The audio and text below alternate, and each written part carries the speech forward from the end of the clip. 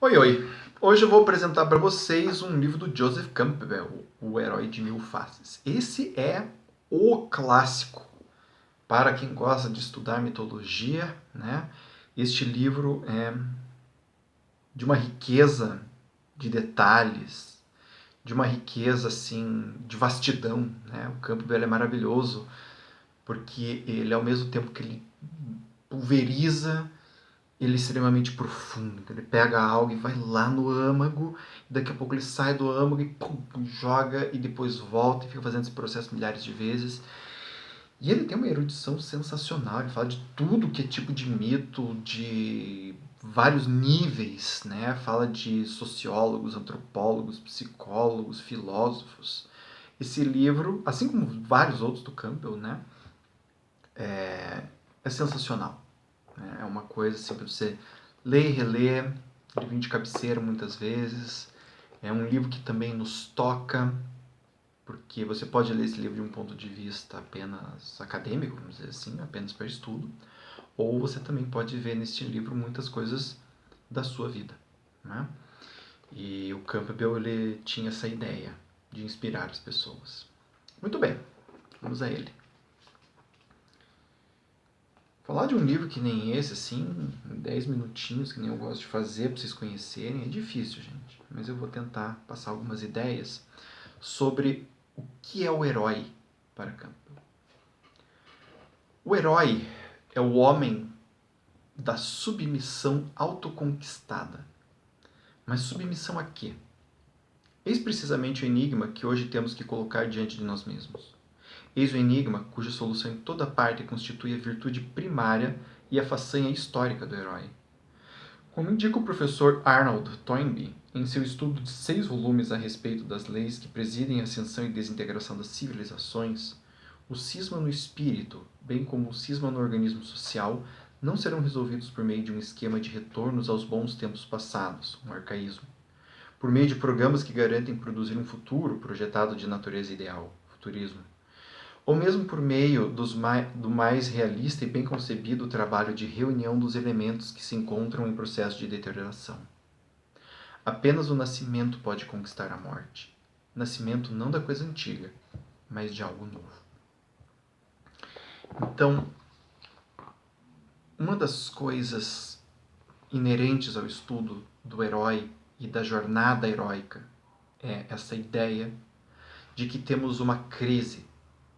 Nenhum herói surge em momentos de paz e tranquilidade. O herói serve para paulada. Né? O herói serve quando a coisa não está funcionando. É aí que eles nascem. Quando você está tudo calminho, tranquilo, você tem bons administradores. Mas quando a coisa pega, é o herói que a gente precisa. Até naquele filme Beowulf, né? O rei diz, o que nós precisamos é de um herói. E o herói serve para isso. É ele quem faz este parto do novo, que não sai, como ele falou, né, nem de uma perspectiva futurista, nem do arcaísmo e tal. Ele pare algo novo das cinzas de tudo aquilo que está ruindo. O herói é aquela pessoa que defronta a morte, que olha a ruína cara a cara, como aquele rei que agora me falha o nome, do Senhor dos Anéis. No terceiro filme do Senhor dos Anéis tem uma grande batalha que acontece perto da cidade de Gondor, né, da cidade dos homens, em que os orcs estão tacando pedra na cidade, daqui a pouco chegam os cavaleiros de Rohan, e ele vai batendo nas espadas, assim, gritando, morte, morte, morte! E aí todos eles se lançam em carga. O herói é este ser, esta pessoa que entra em contato com a morte, né? Olha ela na cara e diz, bem-vinda, vamos lá, vamos dançar juntos. Então esse é um primeiro elemento. A primeira tarefa do herói constitui em retirar-se da cena mundana dos efeitos secundários e iniciar uma jornada pelas regiões causais da psique, aonde residem efetivamente as dificuldades para torná-las claras, erradicá-las em favor de si mesmo, isto é, combater os demônios infantis de sua cultura local, e penetrar no domínio da experiência e da assimilação, diretas e sem distorções, daquilo que Jung determinou imagens arquetípicas. Este é o processo conhecido na filosofia hindu e budista como Viveka. discriminação entre o verdadeiro e o falso. É por isso que o herói entra em contato com a morte. Ele entra em contato com o cerne. Ele entra em contato com as origens. Ele entra em contato com aquilo que é mais profundo, né? Aquilo da qual tudo nasce, pela energia da qual as coisas florescem. E ali ele faz um corte. Né?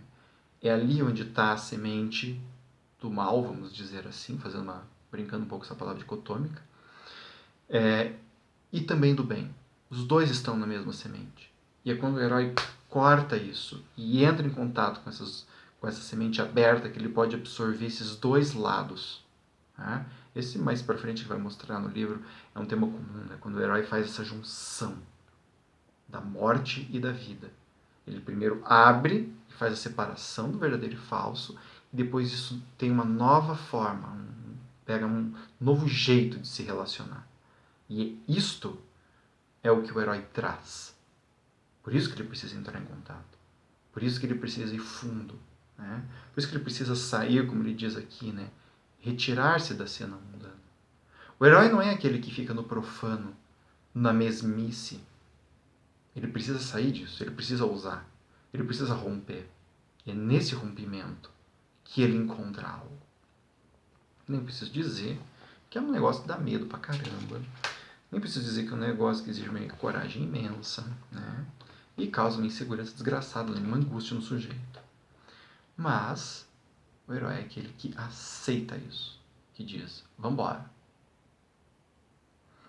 Sua segunda e solene tarefa e façanha é, por conseguinte, como declara Toynbee e como indicam todas as mitologias da humanidade, retornar ao nosso meio, transfigurado, e ensinar a lição de vida renovada do que aprendeu. Então, vejam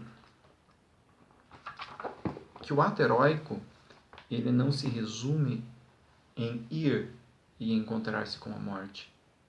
Ele também significa retornar de lá e trazer algo. É como no processo de terapia. Nada adianta você, na sua sessão de 1 hora, com o seu terapeuta, atingir algo profundo e deixá-lo ali na sala. É quando você retorna, quando você sai da sala, pega seu carro, olha seu esposo, sua esposa, seus filhos, seus amigos, seu pai, sua mãe, seu trabalho, sua vida, e faz algo ali, que a jornada se completa. Sem isto, a jornada fica incompleta. E o herói, a heroína, ainda está naquele mundo desconhecido. Ela não retorna. Este retorno é fundamental. E por que ele é fundamental? Porque é para isso que ele serve. A jornada do herói não serve para se perder num mundo de desconhecido. Ela serve para retornar ao mundo. Então é interessante isso. Porque o herói precisa abandonar aquilo para o qual ele vai precisar depois retornar, transfigurado. E notem que isso é interessante. O herói não muda o meio, o mundo, a sociedade. Ele muda a si. Ele muda algo dentro dele e traz isto. Inclusive, um dos temas recorrentes da mitologia, né, que é Pérolas aos Porcos, é quando o herói retorna e o ouro se transforma em pó. Né? Ou pedras. Então, aquela riqueza, quando os outros a veem, se perde. Por quê? Esse é um tema importante. Porque aquela riqueza foi atingida mediante o esforço do herói. Quem não passou por aquelas provas vai ver pedras ao invés de ouro. Né? E isso também é algo belo quando a gente fala da jornada heróica, que é justamente isto. Você precisa se transformar para ver as coisas de uma forma diferente. Isso não vai vir por meio de outra pessoa.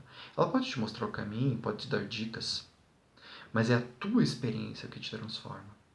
E não vão ser palavras que vão te transformar, não é adotar um novo discurso, é agir. E não é agir por causa de um novo discurso, é agir porque uma nova experiência agora habita em mim. Não é pensado. O pensamento vem em último lugar. E também não é nem sentido, né? O sentimento também vem em segundo lugar. É uma nova experiência. Sigamos. Espero que esteja interessante. A tragédia é a destruição das formas e do nosso apego às formas. A comédia, a alegria inexaurível da selvagem e descuidada da vida invencível. Em consequência, tragédia e comédia são termos de um único tema e de uma única experiência mitológicas, que as incluem e que são por elas limitadas: a queda e a ascensão, Cáfados e Ânodos, que juntas constituem a totalidade da revelação que é a vida, e que o indivíduo deve conhecer e amar se deseja ser purgado, catarsis, purgatório, purgado do contágio do pecado, a desobediência à vontade divina e da morte, identificação com a forma mortal. Isso é muito lindo. Que diz o quê? O herói não apenas confronta a morte, ele confronta a sua morte. A morte da forma com a qual ele está identificado. A morte daqueles pensamentos, daqueles sentimentos, daquele jeito de agir, daquele jeito de pensar, daqueles lugares, daquelas pessoas com quem ele se relaciona.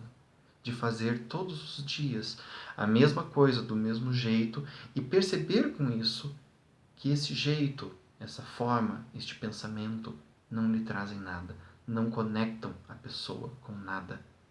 Nada que é sagrado para ela.